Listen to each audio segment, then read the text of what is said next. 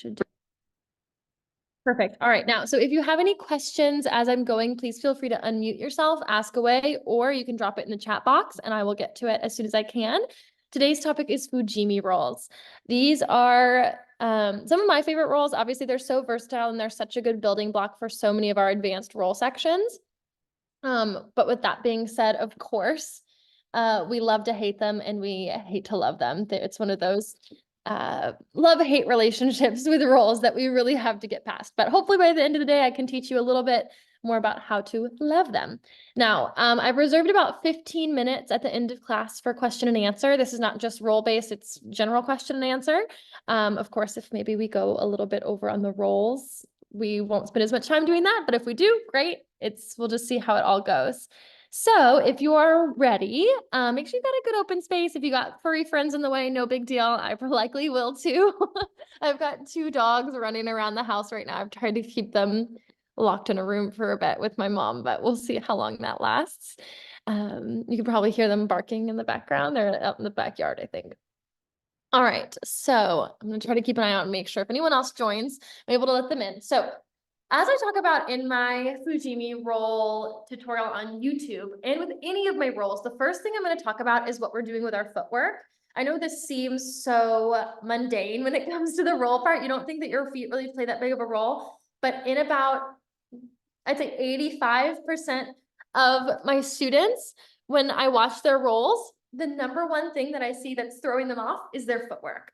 And it's crazy to think that something as little as your feet would have such a big role in what your arms and your upper body and the baton are doing, but it really helps keep your body in the correct positioning and make it easier overall. So of course, I'm going to talk about the footwork. Now, I'm going to kind of switch back and forth between facing you and facing away, and I'll definitely distinguish what that looks like. For now, I'm going to be facing you. We're going to start with our right arm. On our Fujimi roll, we're going to start with our right arm cut back here. So I'm going to be facing you guys. Or if you guys are facing me, that's just this way, your left foot is going to be toward me, your right foot is going to be away, and you're going to be facing directly to the side. And I want your feet about shoulder width apart. I think that's probably our best bet. Of course, they can be a little bit further, a little bit closer, but I think shoulder width gives us the best mobility when we're rocking back and forth as we really get into these rolls. So that's what our feet are doing. Let's talk about our arms a little bit, and I'll take my jacket off here. Forgot to do that before class, just so you can really see what my arms are doing here. So with our arms, what's really important here is that we twist our body to face all the way to the front here. And as your arm retracts into our elbow retraction roll, I really want to make sure that the pointiest part of your elbow is all the way in front of you. Now, if you're rolling into an elbow retraction roll and just a normal elbow retraction roll here, it looks like this. You can totally have your elbow like kind of out here. It doesn't really matter that much because you're just catching the baton right off of your elbow, right? Of course, if we're doing like an elbow layout, it starts to matter a little bit more, and then even more so as we go into our Fujimi roll, because when you bring your elbow in from an elbow retraction roll, where your elbow matters because where the baton will go totally depends on which direction your elbow is pointing. Now that sounds really, it's a lot of words that mean a lot of different things, but let me just explain to you and describe, maybe get up close and personal so you can see what I mean by that. So if I'm doing an elbow retraction roll and my elbow goes to here, if you look here, you see how my baton is kind of down here on my shoulder. Now what I want is, I want my elbow to come all the way over here so that when that happens, the baton is now up here. That's just a small difference. That's a difference between here and like there. That doesn't seem like a lot, right? That's about maybe 2 inches. But what's going to happen is if you are working on your Fujimi rolls, you know for a fact that you are chasing the baton down sometimes. Sometimes it's just rolling right off your elbow and it's flying away. And that's likely because as you're rolling your elbow in, your elbow is slightly outside. See how it's like in line with my shoulder? That's too far that way. I want my elbow all the way in front of my face. Well, almost, I'd say in line with your right ear. It's about right. That's going to make such a huge difference. It's going to allow the baton to stay in closer so that as it rocks up and you cut back through it, I'm getting a little ahead of myself here. It's going to stay way more secure down here. Now, I also want you to take a little look at this. This is a little experiment. If I have my baton here and I move my elbow up and down, you see my baton moves, but not a whole lot. But if I have my baton here, see how much more it moves? It's not a big difference in where it is, but it's a big difference in how much it moves up and down, which is kind of interesting, right? You don't really think about it that much, but that's likely why if your elbow is here when you're retracting it in and you're bringing it this way, why it's coming up and away or it's flying off.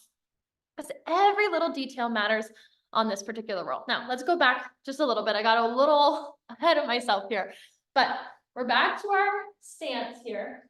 I'm rotating all the way to the front. I'm bringing my arm from straight ahead, and I'm basically just bending my elbow here. I'm not moving my elbow out at all. I'm just bending my arm in. I'm gonna cut back this way. As I do this, my arm is gonna go out to the side.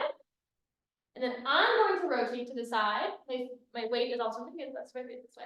So I'm gonna go here, open to the side, rotate, and then I'm going to close into that elbow. So it goes in, open, turn, close. Let's do that a couple times because I know that's a lot of things. Someone's trying to get in. There we go. So I know that, like I said, that's a lot of steps. It's a lot of things to think about. It's kind of like patting your head and rubbing your tummy. So we're focused on our footwork, we're focused on our arm work. But we go in, we open out to the side. We're still on this front leg at this point. We rotate, and this is where we begin to transfer our weight to our back foot before we close to the back. Now this is where you would extend, or you would catch it under your arm, or you would, or catch it, I guess, in front of your arm, or you would go into the double elbow roll that would connect the two Fujimis. Now, every single one of these details is incredibly important, but if I had to pick one that is the most important, and then probably the thing that I say the most to my students, it's just be square to the front and square to the back. Now, if you've ever taken an in-person clinic with me and we've talked about Fujimi rolls, you probably had me say that and it's like burned into your brain because I say it so often, but it's truly that important. I really want to make sure that as you're rotating, you're all the way square. Of course, your legs are kind of, twisted. They're in this weird position where you're kind of rotated in, but it's because you're getting ready to rotate this way. But I want you to be all the way square to the front and all the way square to the back. So let's talk about the Fujimi roll itself. Whether you are a Fujimi roll veteran and you're just here to learn how to improve them a little bit more, gain more consistency, I promise you we will get to that. But I really want to break down these fundamentals, especially for those of you who are just beginning your Fujimi roll journey or are kind of at that point where you're like, oh, I need this to start working better for me. So as we're beginning this elbow retraction roll, of course, I'm going to go thumb to pinky hand roll. I think we're all probably pretty much past that into our elbow retraction roll, right? No questions about the elbow retraction roll? Yeah, everyone looks good there. Perfect. Yeah. I'm pretty confident we all have an elbow retraction roll. Okay, good. Sometimes I start these and I get way ahead of myself before everyone can do those. But everyone's looking great. Awesome. So we go elbow retraction roll. We're all the way here at the front. What's going to happen is as we bring this arm across a little bit more on our body, the baton's going to begin to swing up onto our shoulder. At this point, this is where we initiate those 3 steps where we go open, turn, close, right? So we go here. Excuse me. The baton's going to rock up. I'm going to cut through it. So the baton could either rock this way and fall off your arm, or we cut it off right here. So this is the difference. Right here, I'm going to cut into it this way. That's going to force the baton down back onto my wrist. Now, of course, I want it to go up and over all the way to the back so that when it cuts back to my wrist, it's on pattern. So again, I'm going to face this way, facing towards you. I think this is maybe our best bet. Let me grab a drink of water really quick. All right, so we are facing the side. We retract in, it rocks up. This is where we initiate that cut back, which is why a lot of people call these cut backs as opposed to Fujimi rolls. We cut back through that baton. As it begins to fall, we rotate. Not know why I'm coughing, that's so crazy. And we go turn, it comes back onto our wrist, and we start with the extension. So we're going to start with just a single cut back, right to right, Fujimi to Fujimi. I want you to watch where your weight is placed amongst your feet. I want to make sure that you're not staying on this front foot. I want to make sure that you're transferring that weight on that in-between part from the front foot to the back foot. Excuse me. I'm just going to watch you guys do that a couple of times and make sure we're all at least starting that process. I think we're good there. Good. I have a question. Yes, Aurora, yes. Do you want us to snake it out when we do it? Or At the back. Yes, please. Okay. Yeah, thank you. Good question, of course. Good. All right. Now, how many of you, or maybe if you're past this point, you've practiced a little bit. When you first started this roll, did you feel like you wanted to lay out of the baton? I feel like that's a super common kind of habit. We're so used to, we start, before we do a Fujimi roll, we do an elbow retraction layout. So what's really important here is that you do want to keep this arm closed. This triangle that stays super tight remains tight until you're ready to snake it out, like Aurora asked. So you go in and out. So you might have to fight that a little bit if you're just starting to get this and you're kind of upgrading from that elbow retraction layout. Really have to focus hard on keeping that elbow in. Even if you drop it a few times, you got to train your brain to overcome that habit. All right, good. A couple of you I'm watching, and this is for 2 or 3 of you. I feel like you're leaning back a little bit as you're doing this. So we have to face this way. You're leaning away from the baton. Obviously, I'm being a little dramatic about that, but you're leaning away from the baton. And what that's doing is it's adding a little bit of a off pattern element into the equation, and we do not need that. So make sure that you're really tight all the way through your core. Lift up from your rib cage. Push forward. Pull those shoulders down. Push back. I promise you we'll just do a couple more of these before we add on. So this, very good, Aurora. Oh my gosh, so many of you I haven't seen in a while, and you guys have improved so much. Very good. Good. Now, something that I think we don't think about as much as twirlers, but I think obviously we should. This is going to be common sense, and you guys are going to go, oh, well, duh. But something that we need to think more about is that you are allowed to look at your baton on this. I think oftentimes we get kind of caught up in this and we almost let the baton go on without us. But I want you to look at your baton the whole time you're rolling. And also, I also don't want you to put your head back. So keep your head pretty much in alignment on these.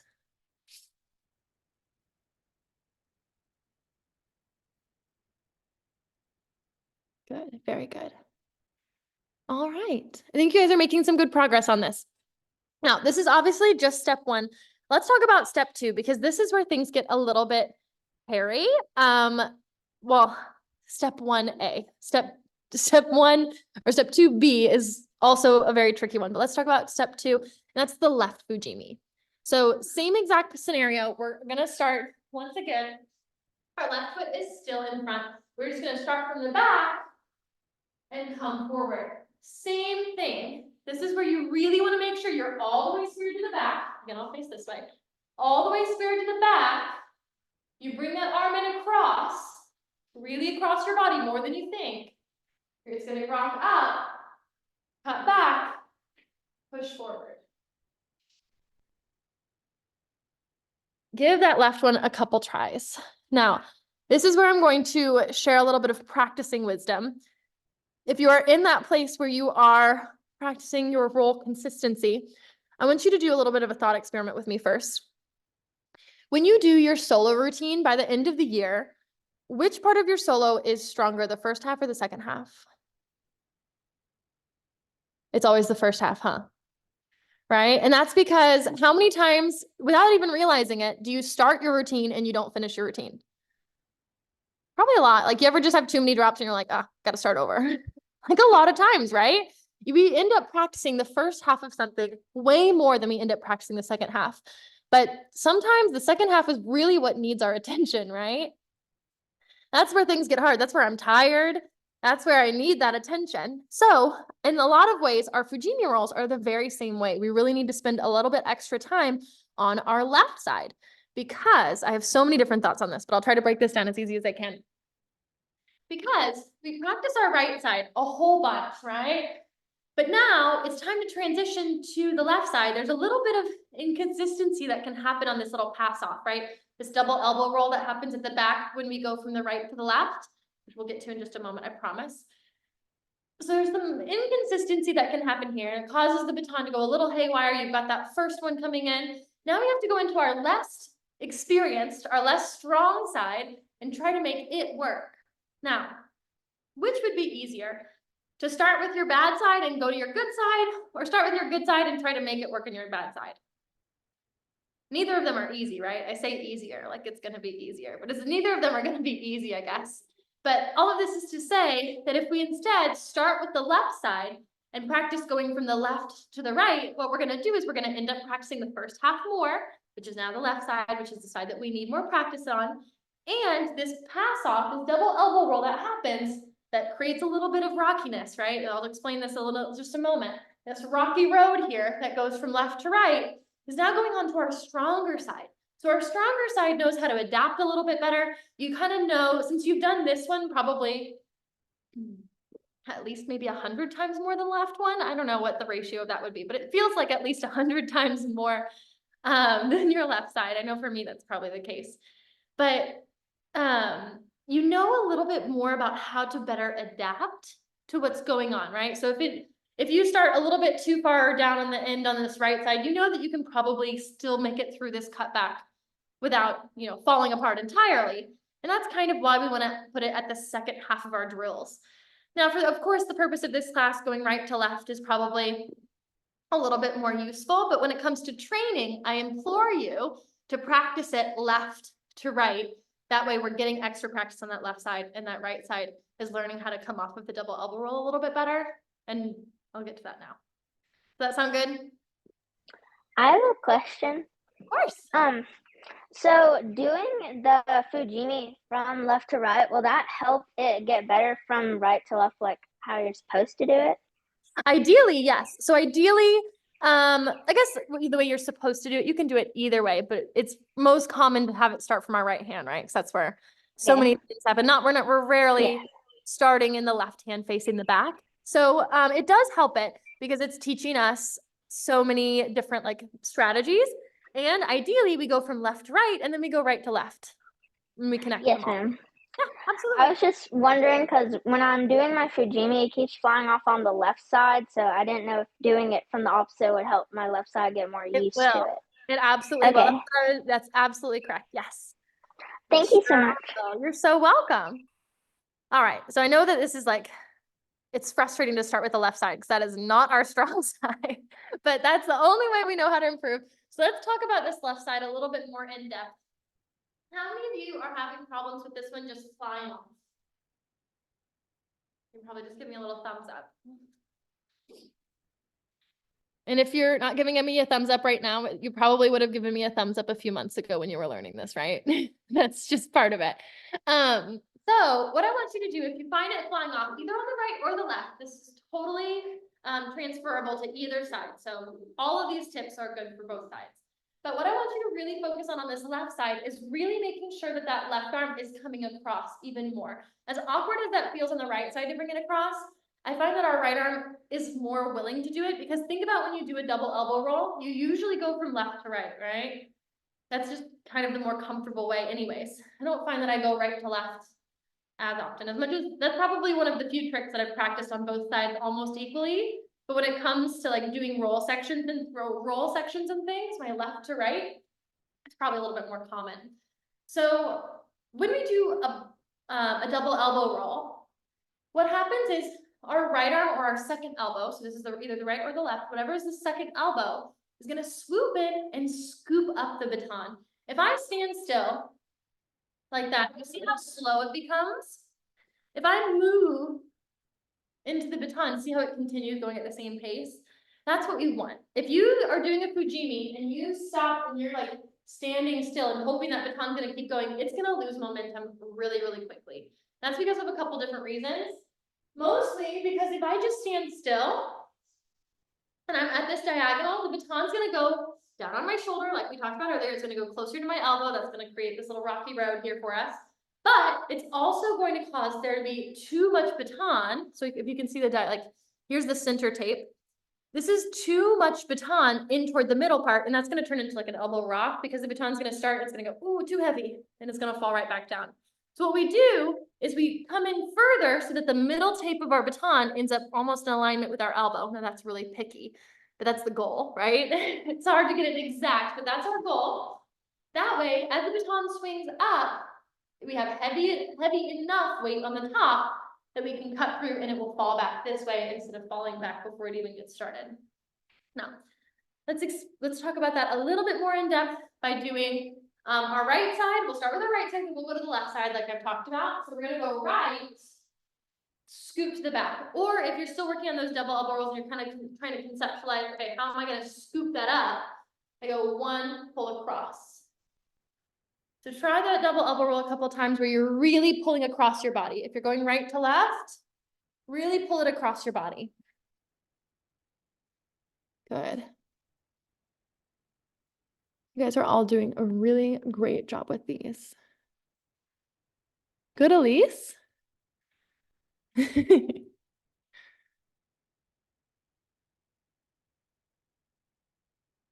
Very good. Nice. Okay, so I think we're all about on the same page. This is wonderful.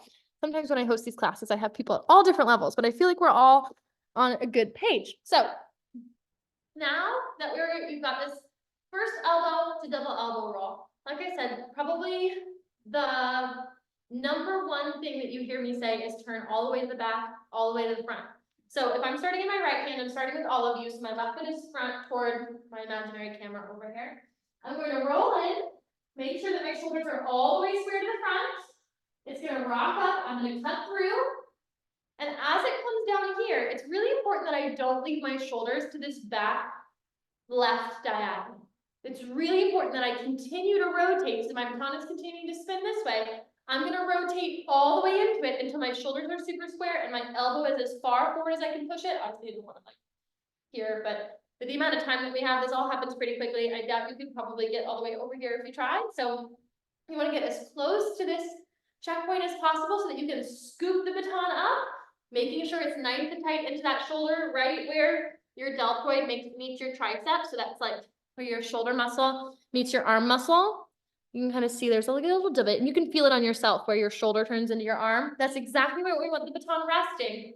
And then try to get it to rock up into our left one. Just give it a try. Give it a couple of tries for me. Let me watch. Good. Abigail, turn a little bit more to the back. Perfect. Even more. More than you think. It's going to feel crazy. That was it. That was so much better. Wow, Kristen is getting it. Good. Good job.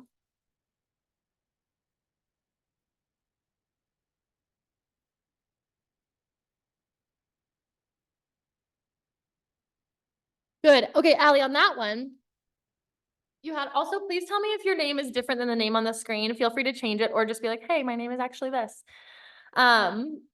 And chances are that I probably know your name. I just am reading what I'm seeing. So right here, Allie, on that one, your elbow was a little low. So you went into like a stack.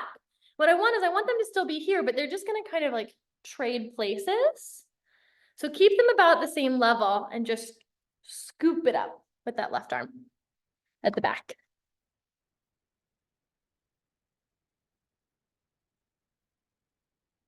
Better, wait on it. I think you were actually a little ahead of it. You turned back to the front too soon. So wait until it rocks up onto your shoulder.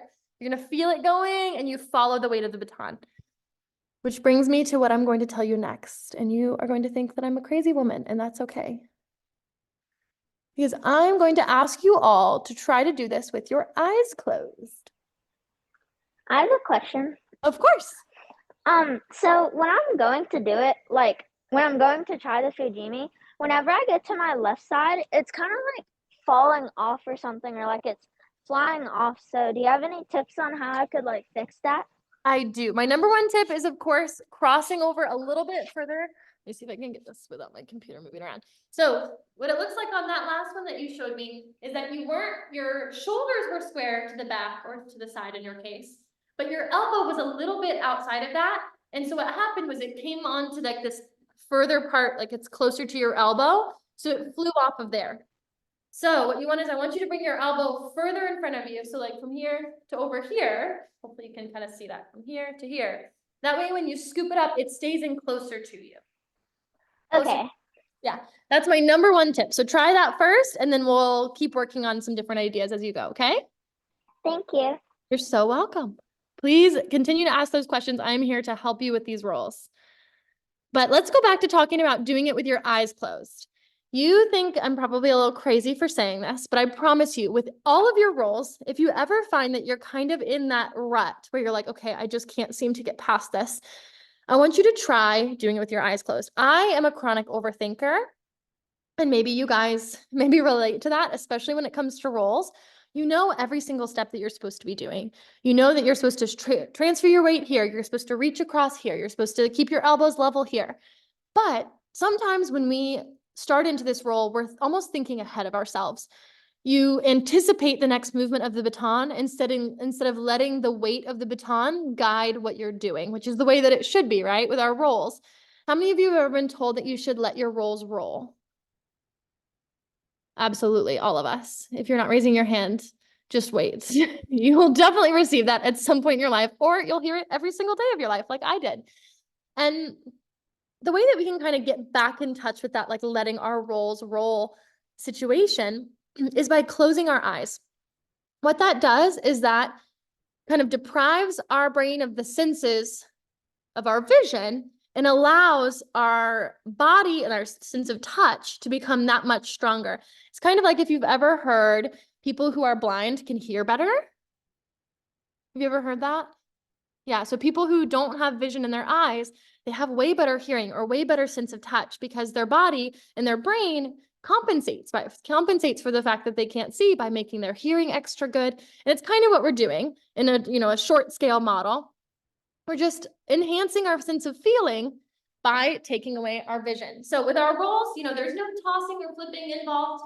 The baton should not leave your body at any point in time. So you should be able to feel every single movement that your baton makes. Now, by doing this, you should become really in tune with the way that the rolls feel and let that guide the timing that you use. Try not to use your eyes. Just try it a couple times for me and see what you think.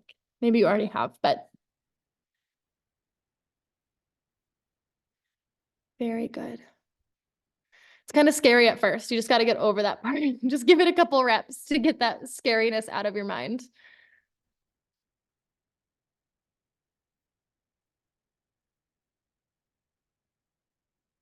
Good. Okay, Amanda. Is your name Amanda?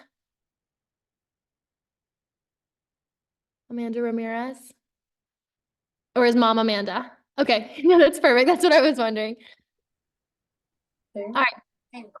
Emmy. Emmy. Okay, nice to meet you, Emmy. I probably read that on the email really quickly before I sent it out. But Emmy, on yours, what it looks like is your footwork is not matching up with your baton work. So I want you to try this. This is a drill for everyone. When you start this, I want your weight to be forward. And then as it comes across, your weight should be in the left or on the back foot. So we are in the left foot.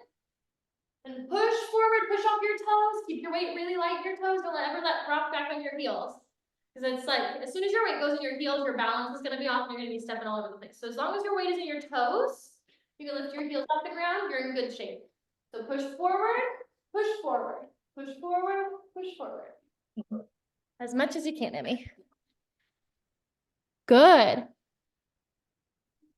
Good. I like that last one that you did, Emmy, because your body was really upright and you didn't lean back too much.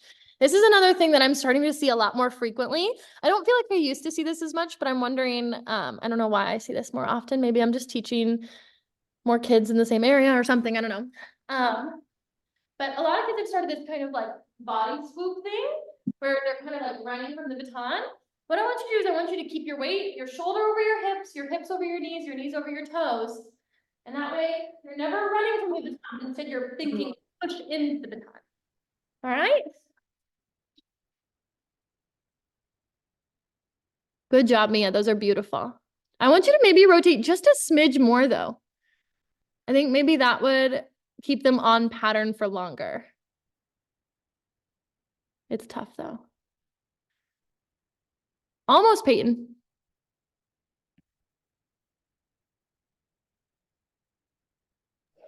I have another question. Sure. So, I think what I'm struggling with is, I feel like it's kind of when I'm doing the left side of the Fujimi, I feel like I do it a little bit different when I can snake it Yeah. in versus when it's like coming from the double elbow because I can't like control it. So, do you have any tips for that?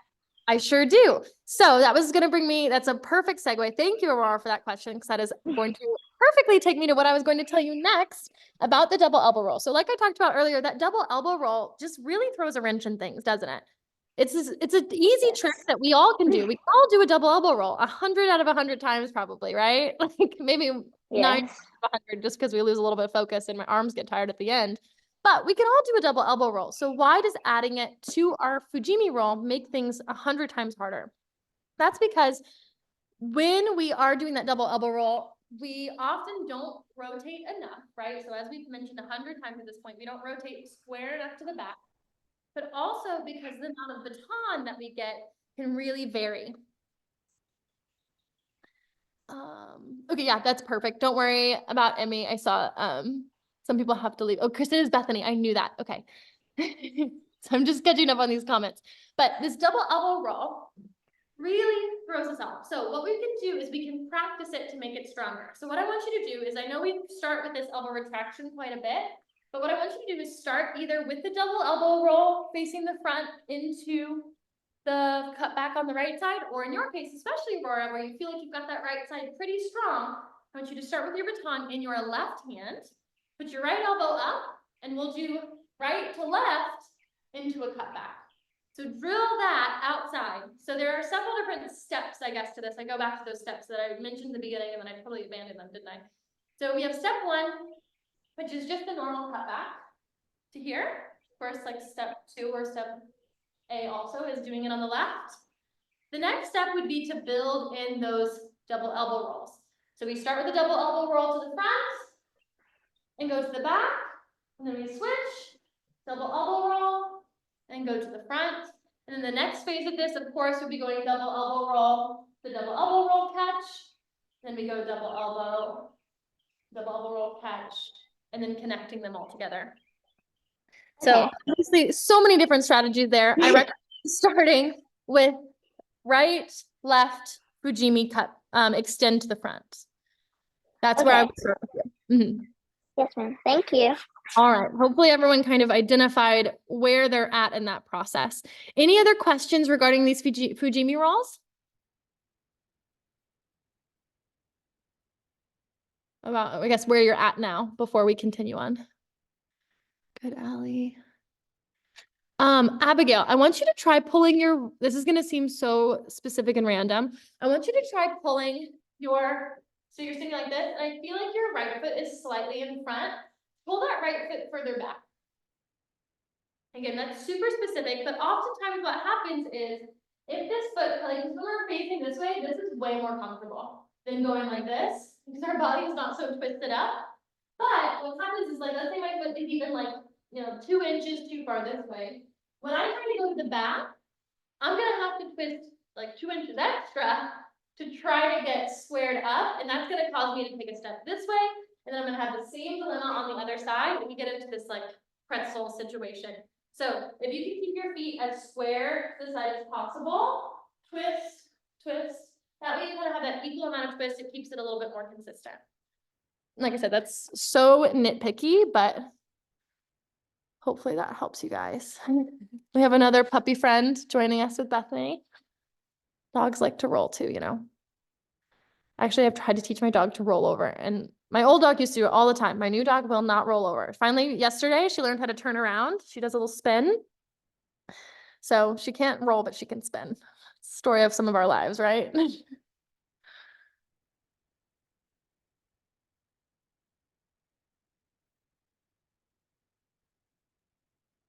Good. Okay, Aurora, wait on it a little bit longer. It looks like you're turning into the left side a little bit too soon. So it looks like what's happening is it's here. The baton is a little too flat, so you're trying to rotate it.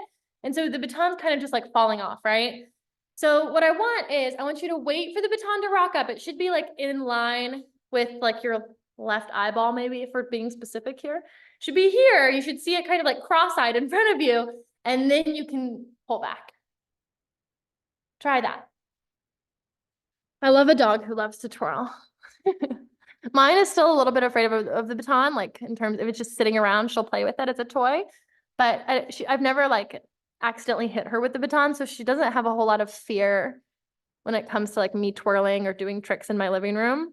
She will just walk right up to me. So that is one bad thing about it, is that she is simply not afraid of the baton at any point in time. Give it a little bit more Aurora. Oh, Elise, that was good. Keep it going. Oh, keep that elbow in. Ooh, that one was better. You just open it right at the last second. I want you, whatever you do, keep your fingertips touching your collarbone on your left side.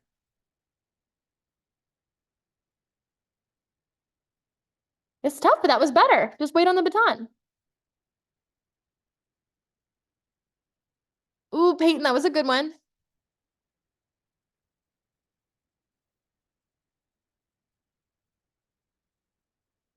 Ooh, okay, Allie, on that one, your left side came across perfectly. Your left side was there and ready. But what happened was when the baton rocked down onto your wrist, your right elbow was still over to this corner. So that's, I guess, the second part of this that I haven't really emphasized as much is as much as I want your second elbow to come across, your first elbow also has to make it there too. So what's happening is when you're here, speed it up a little bit to bring that first arm all the way to the back first, and then you can scoop it up with the second elbow. Let's see that. Hopefully that makes sense. And if you have any questions over anything I say, please feel free to ask. Almost. Good. Now, same thing. Stay at the back a little bit longer. So you're doing, that was so much better on the first elbow. Now on the second elbow, you were turning too soon. So wait for it to rock over the second elbow. It'll hit your shoulder. Wait for it to rock up in front of your eyeball. So it goes here to here. This is where you can start the turn back. Anything before that is just the baton's gonna fall flat. Better. That was so much better. Good.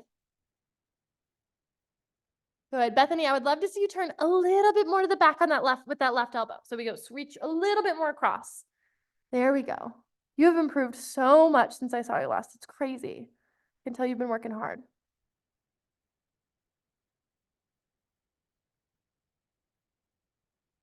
Good. Just wait a little bit longer, Allie. Almost, almost. Now, I have a couple other tips I want to throw into the mix as you're practicing these. I should have done this beforehand, but let me go see. My biggest tip is if you're at a place where you're like, okay, this happens all a little bit too fast, right? And sometimes the baton is flying, you just can't seem to get underneath it at the right time. My biggest suggestion is to have a broomstick.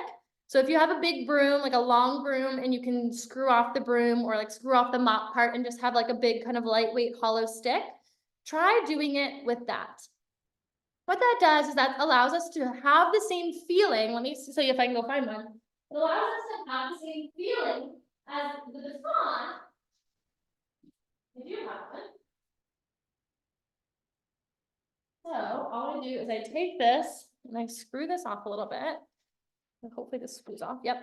So it allows us to have the same feeling as a baton, but since it's longer, it doesn't run away as easily. And since it's lighter, it goes a lot slower.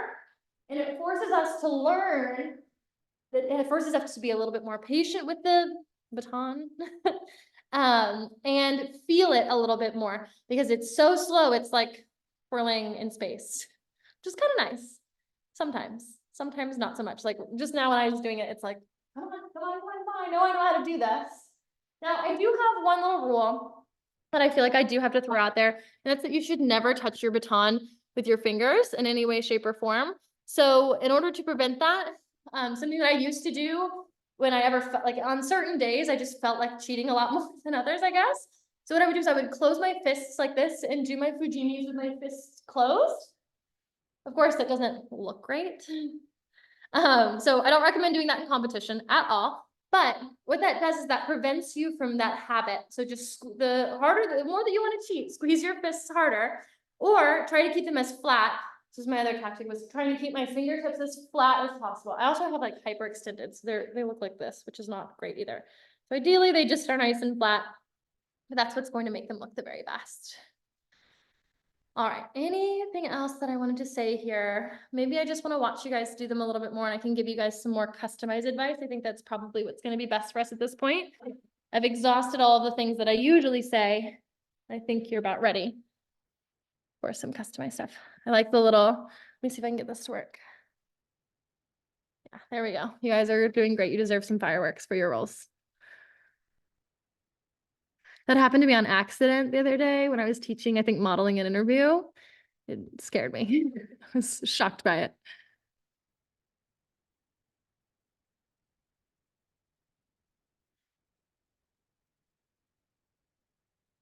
Good, Aurora. Set yourself up for success in between every single rep, especially at a time like now where you've already been doing Fujimi rolls for like 45 minutes straight. This is about the time where A, your arms get tired, and B, your brain gets tired, where you're like, okay, I'm frustrated with this. Why won't this work? So something that I was really, really bad about is I would just pick up the baton, stand up and go. Go again, go again, go again. Because my goal was to like do as many as possible, right? But we want quality over quantity. So something that my mom used to make me do, and it used to frustrate me to no end, but of course I did it because, you know, she did have my best interest in mind. What I would do is she would make me pick up the baton. I had to stand up tall, take one deep breath,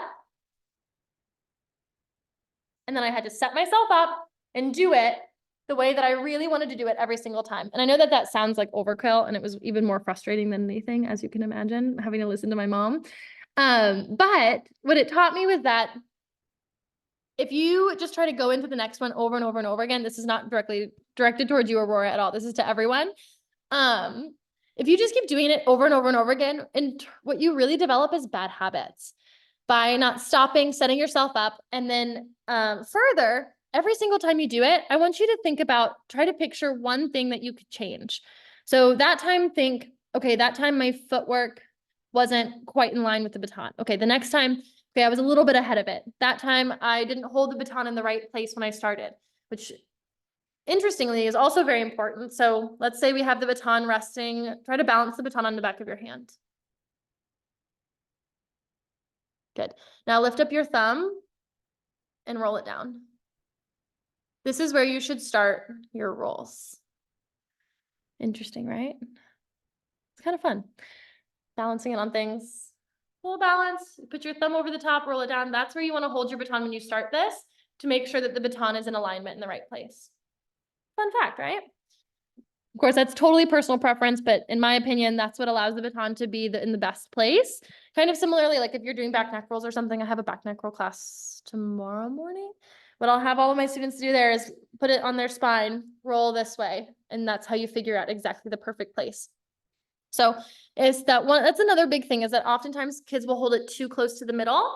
And what happens if you hold it too close to the middle is as the baton rolls in, you then have too much baton on the outside, and it's going to roll around this way too fast. So you want to have it a little bit down from the center. What that does is that causes more baton to be in the middle so that it's heavy enough to swing up and heavy enough to swing down. Yeah. But of course, there is a threshold of like too much versus the right amount, and that's what makes rolls so crazy. All right, we're going to spend a few more minutes here of me just analyzing you, giving you a couple more tips here and there, and then we'll move on to the Q&A because I'm sure you guys are tired of doing these. I totally, yeah, I see some nodding. Good, try to keep your feet still, Bethany. There you go, good. Ooh, Allie, also almost rotate even more. I want you to turn, see that doorway behind you? I want you to rotate all the way square to that doorway on the back one. There you go. Better. There you go. Now just wait on it. So you rotated, it was there, and then you just turned when it was too flat. So you just got to wait for it to rock up. Very good.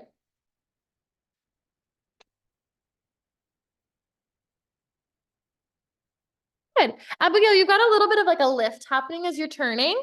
I think overall, everything else is in place. My only suggestion would let the baton rock up and then you cut through it and try to stay pretty level. I know there's a little lift that happens naturally. I never mentioned that there's a lift because I find that people really take advantage of that and they really lift super high up. So I try to make it feel as natural as possible, and you'll know what that lift is when you do it. But I want it to be a little softer roll. When I do rolls, I always say it should be like marshmallow arms. You never want to have the baton like bouncing hard off of you, just marshmallow arms. It doesn't hurt that marshmallows are my favorite food, so I love to think about them as much as I can. Try it again, Peyton. Oh, you've got some light, that's always helpful. Good, turn a little sooner, actually.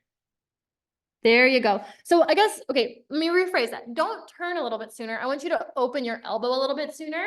What's happening is on that, when it's hitting that left elbow, you're trying to turn with your baton. So it's creating a little bit of a timing mishap. The baton's kind of rolling down at a weird angle. What I want you to do is we're gonna do the same thing that you did on the right side where it rolls in, it rocks up, you open your elbow out to the side. You're still looking at your baton, but your baton is out here. And then you rotate into it and turn.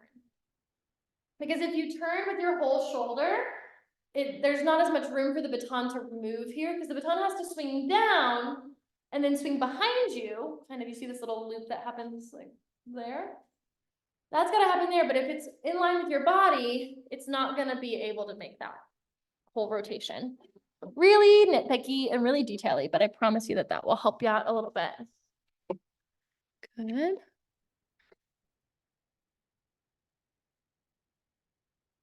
Good, Aurora. Keep trying.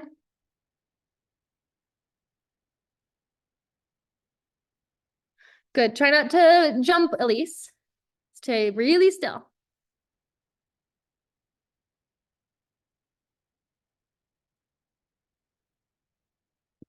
All right, if I were to leave you guys with any other advice, of course, it would be kind of like I said, where you take the time in between each rep, set yourself up, and really concentrate on one particular goal. I've thrown a lot of different things at you in the last 45 minutes, like a lot of different things. And I've said things over and over and over again, and hopefully those things kind of stick in your brain as you're practicing these things, and you're like, okay, what am I doing wrong? Is it this? Is it that? Is it this? But I used to get really overwhelmed and I would try to think about all the different things that my coach was saying. And what I found was it was not as productive as if I just stopped, picked one thing and made that the focus of the repetition. Another thing that you can do to really help yourself on this is film yourself. So this was a huge strategy that I would use. I would set up my camera, press film, go out, do 3 or 4, maybe 5 Fujimi roll attempts. Go back, sit down now. Our phones are so high tech. They have slow-mo cameras built in. Back in my day, they did not. I also just had like an iPod Touch. So, until I was like 16, 17, then that's like when iPhones became more of a thing. But like I would film on my iPod Touch, go back, and I actually bought an app for $6 that would put my stuff in slow motion because you couldn't do that on the cameras back then. Which is crazy to think about that I paid $6 for an app, period. But I would go back and I would watch it in slow motion, frame by frame, and I would be able to see exactly kind of what my coach was saying oftentimes, like that I was rotating too early, that I wasn't waiting for the baton, that I wasn't turning all the way to the back to pick up the baton, things like that. So I definitely recommend filming yourself as much as you can, going back, analyzing it, do 2-3 reps, and it's pretty frustrating to go like film, go, film, look, film, look. It's like, it's a lot, but just film 2 or 3 times, go check it out, see, okay, where can I improve? And then go back and attack it that way. It's a lot less frustrating than anything. All right. So if you guys have any questions, I see one question from Bethany already. I get into my Fujimis from elbow rocks in my solo. What would be a good way to level up? Or do you have any suggestions for variations? Oh my gosh, do I? I am the rolling variation queen. So of course I do. But the first thing that comes to mind is pop rocks. I'm sure that's not what they're called, but I call them that because it sounds like fun. So we go pop. So if you're rocking, you can go pop, rock, or you could do my favorite variation, which is left to right. So if you go, let's say like rock, pop, straight into Fujimis there. So it's just a single revolution pop from left to right. You receive it directly onto that right elbow. You can start by receiving it into an elbow retraction roll at first, and then keep building and practicing to get that up into a Fujimi roll. Or you could do, let's see, from like rocks. Okay, you could go around the shoulder into Fujimis, and that's probably even harder. So that all that happens in that is it rocks down. You put your neck forward like this, it rolls over your neck like that. And then you scoop it up onto your shoulder as it falls into. So those are the two that come to mind immediately. All right, any other questions? I do have hopes of posting an elbow pops class, not next week. I'm out of town next week, but the following week. So if you're interested in elbow pops, drop-ins, a lot of you seem like you're kind of at a good place with your Fujimis where you could start learning drop-ins. You don't have to have your Fujimis to have a drop-in, and start practicing that. So I could put one of those on the schedule. But any other questions about anything, rolls or anything? Yes, Elise or Mia. So my mom and me were trying to put together what we're gonna do for like camps and stuff for the summer. Are you going to any camps to like teach? I know you were in France with me last summer. I don't have any in Europe this summer because I'm trying to stay as much in the US as possible, but I'm doing a play baton clinic this weekend in Ohio, next weekend in Nebraska, and then I'm going to the play baton clinic in Tallahassee, Florida, May like 17th, 18th weekend. So I know for a fact I'll do those. And I think the Tallahassee one's supposed to be a big one, so I'm excited about that. I don't have any others in the books. I might try to do like a virtual clinic, or maybe my mom was talking about hosting a big clinic in Dallas if anyone wanted to fly into Dallas, but it's very very early on in the stages of talking about that, but I thought that would be a good idea because my June is pretty open at this point. I kind of reserved it for a couple events that I've got planned, and I've got some downtime there, so that could be good. But it's like prime competition prep season though, so maybe we'll do a competition prep clinics, and then maybe in the fall is a good time for new content for sure. Thank you. Yeah. The elbow pops class, I don't have that scheduled just yet. It will likely be the week of, where did my safari go? Okay, it will be the week of the 29th. Okay. I'm out of town until then, unfortunately. In the elbow pops class, would be learning elbow pop turns. I need help. I think I'm gonna try to incorporate that because sometimes like just elbow pops be a lot. So I think I'll try to incorporate that into there. Okay, thank you. Of course. I have a question. Of course. Are you gonna do any classes other than the drop-ins or the elbow pop? Oh yeah. Oh yeah. Do you have Okay. any you'd like to see?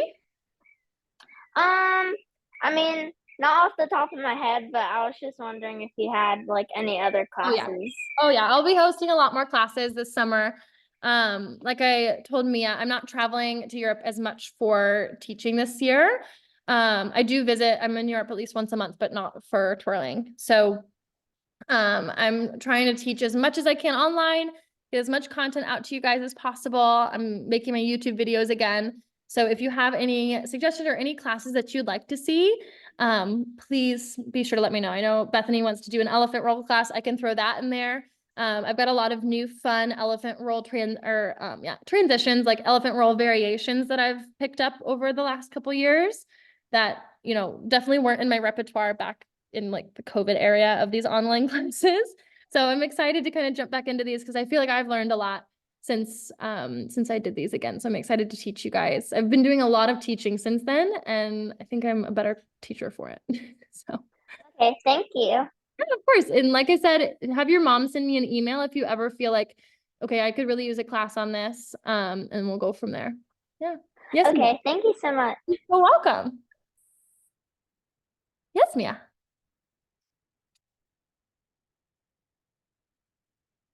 Where'd you go? I flipped it. There you are. I would like for like a recommendation to like a monster roll class. A monster roll class? Yes, I had one scheduled originally for this week. Because I had like put out a poll on my Instagram to be like, okay, what kind of classes do you guys want? So I was like, I know what I would do, but I don't know what everyone needs these days. And so I had originally put a monster roll class out there, but I had gotten so many recommendations and so many requests for back neck rolls that I thought, okay, so I exchanged the two. So next time I will definitely do a monster roll class. Normally when I do monster roll class, I focus on the baby monster rolls, but maybe I'll try to do one focused on like the whole monster. I don't feel like I get to teach that very often. And I know you're definitely ready for that. Thank you. Of course. In fact, let me write these down as I go because otherwise. So you've got elephant rolls, pop turns, full monsters, things like that. All right. Any other questions, you guys? About anything? It doesn't have to be about classes or anything. Could be about Fujimi's, of course. And as always, if you ever think of anything and you have a question, my inbox is always open, whether it's on email, whether it's on Instagram, Facebook, whatever it is. I'm always a listening ear to help you guys out towards your twirling goals. Oh, you like okay, a lot of people have been messaging me saying that they are homeschooled and that the daytime classes work well for them. They work well for me too, obviously, because most of my evenings are filled with private lessons for people who are just out of school. So usually the daytime lessons are great. So I do have a daytime lesson tomorrow. It's also good for the Europeans because that's like their evening. So I will keep scheduling at least 1 or 2 of those per week because those are definitely, I think, easy. Those are easy to throw out there. Great. Any other questions? Before I set you guys free? Elise has a recommendation. Oh, what is it, Elise? Tell me. Oh, sorry. Long angel. Fall angels. Full angel. You got it. I know a lot of people who are ready to work on that one. And I know a lot of people who maybe need to take that class. All right, I would love to do an angel roll class. It's one of my favorites.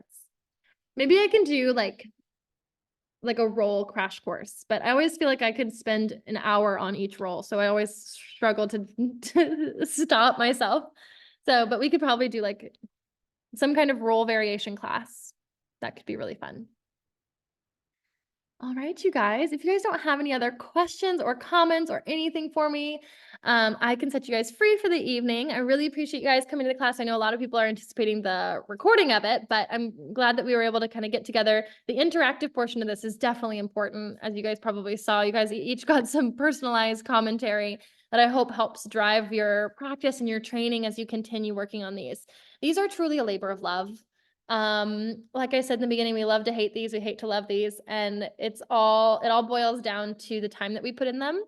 My general philosophy on all rolls is that every single time you practice a roll, every single repetition that you put into these is a learning lesson for your brain, whether you know it or not, whether you're there and you're muttering under your breath and you're so frustrated at what's going on, your brain is actively learning from it. Your brain is learning, okay, I shouldn't do this. I shouldn't do this. I shouldn't do this. As long as you're not standing there like mindlessly twirling, you're kind of somewhat in the moment. Your brain is truly learning from every single repetition. So never give up on these. I promise that they are one of those things that one day they will click and they will be amazing. And you'll be like, oh, well, how did I ever struggle with those? My big story on these is that up to this point where this story takes place, I had probably been able to do 4, like 1, 2, 3, 4 total ever maximum. Like that is my personal best. And we had gone to Hawaii to visit my aunt and uncle, and it was also on my birthday. And my mom said, we were outside practicing. My mom said, if you can do 10 full Fujimi rolls, so like 1, 2, 3. If you can do 10, that's a lot more than I was used to, right? That's about 8 more than I was used to. If you can do 10, I will take you and I will get you a very fancy necklace. And I said, challenge accepted. There was a big storm rolling in at the time. So my mom knew that I only had about 5 minutes left to practice before it started raining. So my mom thought she was really smart on this one. And I was so competitive, and I've always worked really well on bribes, particularly. So darn if I didn't pull up on the first try and do 10 in a row. I don't know how it happened. And my mom did have to buy me the cheapest necklace at the fancy jewelry store because she was not anticipating having to come through on that particular bribe. But it was worth it because then, like I said, they kind of just click. And I'm not saying it's going to be an easy road and that one day you're just going to, be bribed into it. But who knows? You could be like me where that is the case. So don't give up on these. Give these a solid shot every single day. If you can set aside 5 minutes, 10 minutes, 15 minutes while you're standing there watching TV. Every little moment that you can stand there spinning with these is a chance for your brain to improve and learn and grow. So that's my philosophy. I hope you guys learned something new. and you're motivated to keep practicing. Maybe not today, maybe your elbows have had enough for the day, but until next time, I look forward to seeing you guys in a future class and hopefully seeing these Fujimi rolls out on the competition floor soon. All right, you guys have a good evening, and I will see you next time, okay? Thank you. Bye, you guys. Thank you. Thank you. Welcome always. Bye. Bye.